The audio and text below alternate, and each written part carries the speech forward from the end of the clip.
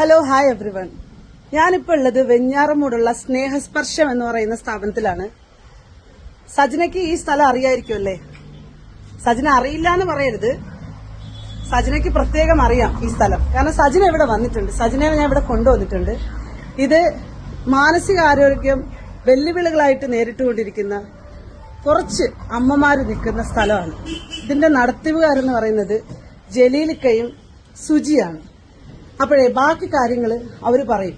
എന്റെ വീട്ടിൽ വന്ന് വിയാസന ഫെബ്രുവരി 15-ന് ഫെബ്രുവരി 15-ാം തീയതി 12-നും 12:30-ക്കും 1 മണിക്ക് ഇടയ്ക്കാണ് നീ ഈ സാധനങ്ങൾ ചെയ്തിരിക്കുന്നത്. നിങ്ങളൊന്ന് ബോധിപ്പിക്കാൻ വേണ്ടിയിട്ട് ഞാൻ വന്നതാണ്.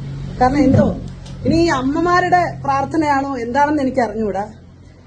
ബാക്കി കാര്യങ്ങളെല്ലാം ഇക്ക പറയും.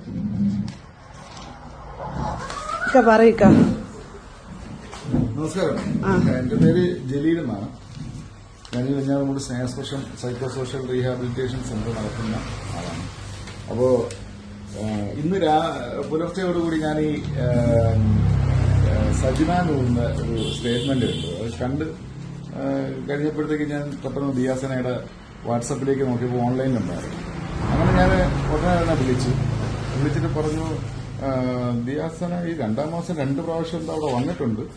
ഒരു പ്രാവശ്യം വന്നിട്ട് ഏകദേശം ഒരു ദിവസം ഫുള്ള് ഞങ്ങളുടെ കൂടെ ഉണ്ടായിരുന്നു എന്നുള്ളതാണ് ഞാൻ മനസ്സിലാക്കിയത്. കാരണം അന്ന് എറണാകുളത്തോ മറ്റോ പോകാനുണ്ട്, വരുന്ന വണ്ടി എന്തോ ഡിലേ ആണെന്നോ ഒക്കെ പറഞ്ഞിട്ട് അത് ഞാൻ വ്യക്തമായിട്ട് കാണിച്ചു തരാം. 9-ാം തീയതി 2-ാം മാസം 9-ാം തീയതി വന്നിട്ടുള്ളത് സൽമാൻ മേഘ, ഇവരുടെ വിവാഹ വാർഷികമായിട്ട് ബന്ധപ്പെട്ടിട്ടാണ് വന്നിട്ടുള്ളത്. അത് ആർട്ടിസ്റ്റുകളാണ്. അതെ. പിന്നെ 2-ാം മാസം 15-ാം തീയതി ദിയാസന. ഒന്നുകൂടെ പറയിക്കാതെ. 2-ാം മാസം 15-ാം തീയതി ദിയാസന.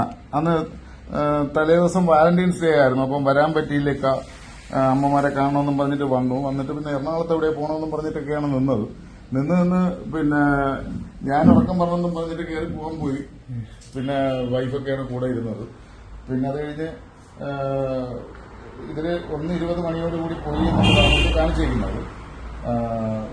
പിന്നെ കൂടാതെ പല സാഹചര്യത്തിലും ആർട്ടിസ്റ്റുകളെയും കൊണ്ട് വരലുണ്ട്. പിന്നെ ഒറ്റയ്ക്കൊക്കെ വന്നു കഴിഞ്ഞാൽ ചിലപ്പം രാവിലെ 10 മണിക്ക് വന്നു കഴിഞ്ഞാൽ ചിലപ്പോൾ രാത്രി 11 മണി 10 മണി ഈ സമയത്തൊക്കെയാണ് തിരിച്ചു പോകുന്നത്. അത് സ്പെൻഡ് ചെയ്യാറുണ്ട്. എന്ത് ഒരു ഫംഗ്ഷന് വരുന്നെങ്കിലും സുഹൃത്തുക്കളെ കൂടെ വരുന്നെങ്കിലും എനിക്ക് തോന്നുന്നു ഒരു 8-9 മണിക്കൂർ ഇവിടെ ഇവര് സ്പെൻഡ് ചെയ്തിട്ടേ പോകാറില്ല. അമ്മമാരുമായിട്ട് ഡാൻസ്, പാട്ട്, അവരെ എന്റർടൈൻ ചെയ്യുക, ഇങ്ങനത്തെ കുറെ ആക്ടിവിറ്റികളുമായിട്ട് പുള്ളിക്കാരി എൻഗേജ്ഡ് ഇവിടെ. അത് കഴിഞ്ഞിട്ട് ഞങ്ങൾ പിന്നെ പുള്ളിക്കാരിയെ കോണ്ടാക്ട് ചെയ്തു.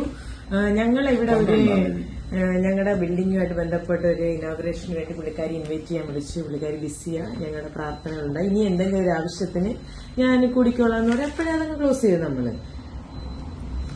പിന്നെ ഞങ്ങൾ അന്ന് വന്നത് ആ സമയത്ത് സജന വന്നതിന്റെ ഒരിതുണ്ടല്ലോ.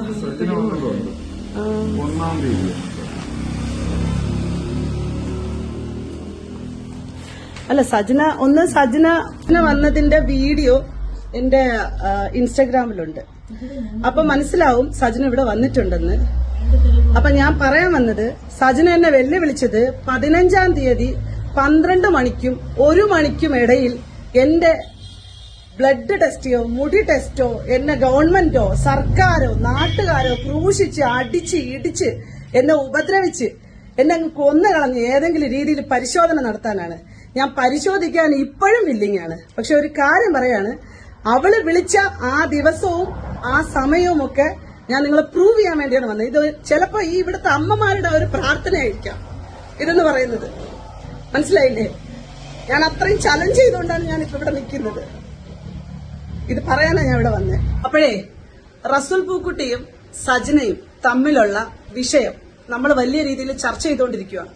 ഈ ചർച്ച മറയ്ക്കാൻ വേണ്ടിയിട്ട് ദിയാസനയുടെ മേലില് ഒരു വലിയൊരു അലിഗേഷൻ, എനിക്കും കുടുംബമുണ്ട്, എന്റെ റെസ്പോൺസിബിലിറ്റീസ് എല്ലാം ഞാൻ സഹായിച്ചതിന്റെ പേരിലാണ് ഞാൻ ഈ പഴി മുഴുവനും കേൾക്കുന്നത്. ഞാൻ 2-3 ദിവസമായി പലരും വന്ന് എന്റെ അടുത്ത് പല രീതിയിൽ സംസാരിക്കുന്നു. എനിക്ക് പ്രശ്നമില്ല, കാരണം ഞാൻ ഇതുപോലുള്ള വലിയ വലിയ വലിയ പ്രതിസന്ധികൾ കടന്നു വന്നവൾ തന്നെയാണ്. എന്നെ കൂട്ടിയ കൊടുപ്പുകാരി, കൂട്ടിക്കൊടുപ്പുകാരി, മറ്റവള്, വേശ്യ, ഈ സമൂഹത്തിന് ഒന്നിനും കൊള്ളാത്തവള്, അങ്ങനത്തവള്, ഇങ്ങനത്തവള്, ഇതൊക്കെ ഞാൻ കുറേ വർഷങ്ങളായി കേൾക്കാൻ തുടങ്ങിയിട്ട്. പിന്നെ എന്റെ ഫേസ്ബുക്കിന്റെ അടിയിൽ ഒരുപാട് സംഘപരിവാർ അജണ്ടകളോട് കൂടിയ ആളുകൾ വന്ന് എന്നെ അങ്ങ് ആക്രമിച്ച്, ഒരു മുസ്ലിം സ്ത്രീ ആയതിന്റെ പേരിൽ എന്നെ അങ്ങ് ആക്രമിച്ച്, എന്റെ മതത്തെ വച്ചിട്ട് എന്നെ ആക്രമിച്ച് എന്നെ ഇല്ലാതാക്കുന്ന തരത്തില് നിങ്ങൾ എന്റെ ജെൻഡറിനെ, എന്റെ സെക്ഷുവാലിറ്റിയെ, ഞാനെന്ന് പറയുന്ന വ്യക്തിത്വത്തെ, ഞാനൊരു കാര്യം പറയാം, ഞാൻ എവിടെയും തോറ്റു പിന്മാറി പോകുന്ന ഒരാളല്ല. ഞാൻ ഇങ്ങനെ തന്നെ നിൽക്കും. എന്റെ മടിയിൽ കനവില്ല. ഞാനൊരു തെറ്റ് ചെയ്തിട്ടില്ല. എനിക്ക് സമൂഹത്തിന്റെ ഏത് വെല്ലുവിളിയും ഏറ്റെടുക്കാൻ എന്നെ കൊണ്ട് സാധിക്കുകയും ചെയ്യും. പക്ഷെ എനിക്കിതിവിടെ പറയാതിരിക്കാൻ പറ്റുന്നില്ല.